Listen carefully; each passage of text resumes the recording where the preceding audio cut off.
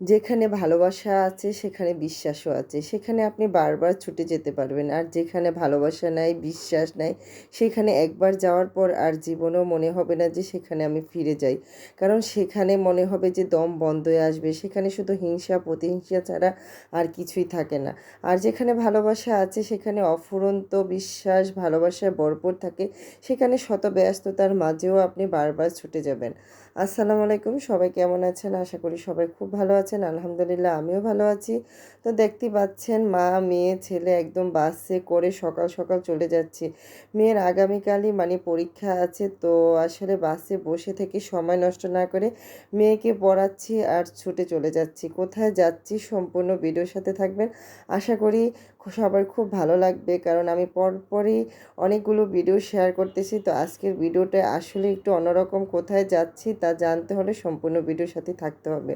তো আমার মেয়ে এখন ধীরে ধীরে বড় হয়ে যাচ্ছে, তার জন্য সিট নিতে হয়। তো দেখা যায় যে মা ছেলে মেয়ে একসাথে গেলে মেয়ে আলাদা সিট নিতে হলে তো ছেলেকে পিছনে দিতে হয়, না হয় পাশের সিটে দিতে হয়। তো আমরা মা মেয়ে এক সিটে করে যাই। তো সেদিন আবহাওয়াটা এত সুন্দর ছিল, মনে হচ্ছিল যে শীতের সিজন। আসলে কোনো শীতের সিজন ছিল না, এটা ঈদের কয়েকদিন আগের কথা। আমরা যাচ্ছিলাম, তো আসলে যাচ্ছি বলতে এসে পৌঁছেও গেছি। আমরা কোথায় আসছি হয়তো বা অনেকেই জায়গাটা চেনেন, তো অনেকে হয়তো ভাবতে পারেন যে আমরা শিল্পী তাহসানের সাথে দেখা করতে আসছি। তো মোটেও না। তো এখানে দাঁড়িয়ে আছিলাম আর তাহসানের একটা ছবি দেখে একটু ভিডিও করে নিলাম। আর এদিকে আমরা যাদের জন্য অপেক্ষা করতেছি তারা এখনও আসেনি। তো আমরা সেই কুমিল্লা থেকে চলে আসছি, কিন্তু তাদের এখনও আসা হচ্ছে না। ব্যাপারটা কেমন না, আমি যদি কোথাও যাই আমার আগে কেউ এসে পৌঁছাতে পারে না, কিন্তু আমি যত দূর থেকে হোক আমি আগে এসে পৌঁছে যাই। আর যারা কাছে থাকে তাদের যে আসতে কতটা দেরি হয়। তো এই ভিডিওটা হয়তো আগামীকাল দেখবেন, কারা আসছিল, কাদের সাথে আমরা দেখা করলাম, কি কি করলাম, সেটা অবশ্যই আগামীকাল শেয়ার করব।